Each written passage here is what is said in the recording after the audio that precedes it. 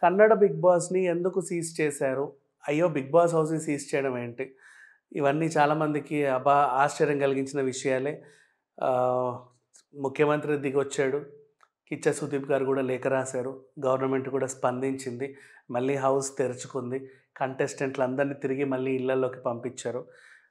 Show గూడా start అయింది. They are happy. అసలేం జరిగింది మాట్లాడుకుంటే, మనం ఎక్కడైనా సరే commercial complex and residential complex అనేవి 2 ఉంటాయి మన ఎంచుకున్న ప్రదేశాల్లో.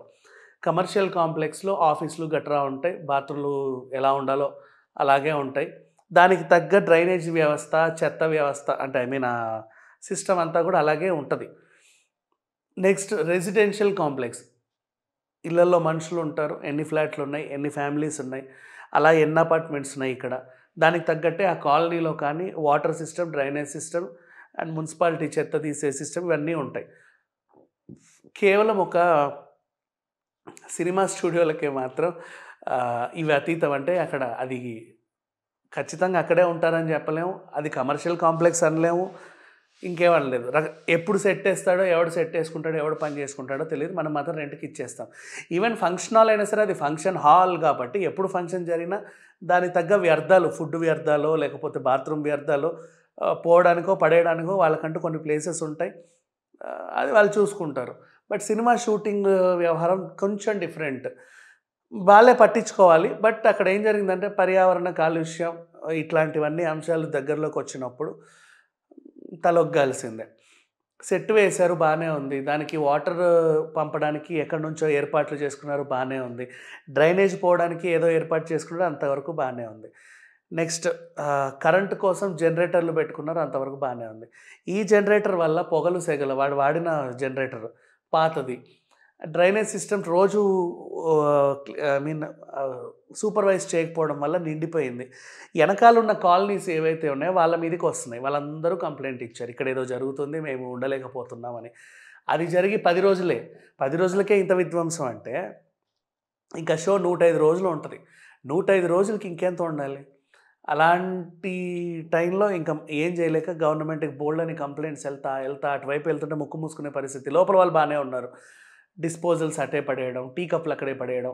అంటే అఫ్‌కోర్స్ అది వీళ్ళు గూడా తీసుకోవాలి. జాలీవుడ్ వాళ్ళు సరిగ్గా తీసుకోకపోవడం. ఇప్పుడు మొత్తానికైతే తెలిసింది కాబట్టి పర్మిషన్‌లన్నీ తెచ్చుకున్నారు. సిస్టమ్ చాలా బావుంది. మున్సిపాలిటీ వాళ్ళకి చెప్తే వాళ్ళు గూడా క్లీన్ చేస్తున్నారు. డ్రైనేజ్ సిస్టమ్ కూడా క్లీన్ చేశారు. హౌస్ మళ్ళీ తెరుచుకుంది. కానీ అక్కడి వరకు తెచ్చుకోవడం ఎందుకు?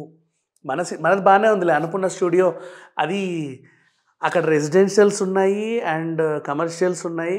అలాగే సెట్ ఉంది కాబట్టి ఆ సిస్టమ్ వాళ్ళు నిజంగానే పద్ధతిగానే పెట్టుకున్నారు. రోజుకి 7 ఎకరాల్లో ఉన్న అన్ని ఫ్లోర్‌లు నిండినా సరే ఎలాంటి ఇబ్బంది లేకుండా వాళ్ళు పెట్టుకున్నారు. ఒక షాపింగ్ మాల్‌కి కావాల్సిన సదుపాయాలు వాళ్ళు పెట్టుకున్నారు. బట్ అన్ని చోట్ల అలా ఉండవు. ఎప్పుడైనా సరే టెంపరరీ సెట్టింగ్‌లు, టెంపరరీ షూట్స్ మన వాళ్ళు అడవిలోకెళ్ళినా సరే డిస్పోజల్ ప్లేట్లు, కాగితాలు ఎక్కడ పడితే అక్కడ పడేయకూడదు. అండ్ ఎక్కడ పడితే అక్కడ బాత్రూమ్‌లోకి వెళ్ళకూడదు. ఏమీ చేయకూడదు. ప్రకృతిని పాడు చేయొద్దు అంతే చాలా సింపుల్. వాటికంటూ మనం క్యారీ చేసుకొని ఇప్పుడు కావాలంటే మొబైల్ వాష్‌రూమ్స్ వస్తాయి. దాన్ని వాళ్ళు తీసుకెళ్ళి ఎక్కడో పడేస్తారు. అలాంటివి పెట్టుకోవాలి. జనరేటర్స్ వాడినా సరే అది పాతవా, కొత్తవా అంటే కొంచెం తక్కువకొచ్చేస్తున్నాయి కదా అని పెట్టేస్తాం. అవేవో ఎప్పటివో ఉంటాయి. ఆ పొగలు సెగల వల్ల చుట్టుపక్కల వాళ్ళకి ఇబ్బంది.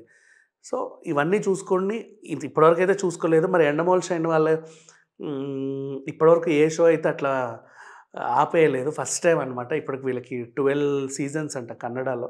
మన తెలుగులో 9 పెద్ద షాక్. ఇప్పుడు వాళ్ళందరూ ఒకసారి బయటికెళ్లారు. పోలీసులొచ్చి మరి వాళ్ళందరిని బయటికి పంపించేశారు. చాలా పెద్ద వ్యవహారం. అండ్ ఇంకొక విషయం తెలుసా? వీళ్ళందరిని మెయిన్ గేట్ మూసేసి వెనక నుంచి దాచారు. మళ్ళీ అక్కడి నుంచి వచ్చి బయటికి పంపించారు. వీళ్ళు చేసిన పద్ధతి కూడా బాలా. అంటే పర్మిషన్ కోసం ఈలోపు తెస్తాంలే అని. ఏదేమైనా కిచ్చ సుదీప్ లాంటి హోస్ట్, ఎండమోల్ షైన్ లాంటి పెద్ద బ్యానర్, జాలీవుడ్ లాంటి హుబ్లీలో పెద్ద స్టూడియో అది. వీళ్ళకే ఇలాంటి తిప్పలు తప్పలేదంటే మనం చూసి నేర్చుకోవాల్సిందేంటి? ఇప్పుడు మన ఇంట్లోనైనా సరే మీరు బాత్రూమ్ వెళ్తుంటే డ్రైనేజ్ సిస్టమ్ రోడ్డు మీదకి వదలొద్దు. ఎలా ఉందో చూసుకోవాలి. చెత్త పడేస్తుంటే ఎక్కడ పడితే అక్కడ పడేయొద్దు. అది ఆ తర్వాత ఎక్కడికెళ్ళుద్ది? రేపటి రోజు అక్కడ దోమలు, గీవెలు అవన్నీ మళ్ళీ మన ఇంటికే వస్తాయి. మనల్నే కొడతాయి. చూసుకోవాలి. అంతకు మించి ఇంకేం చెప్పలేం. Thank you so much.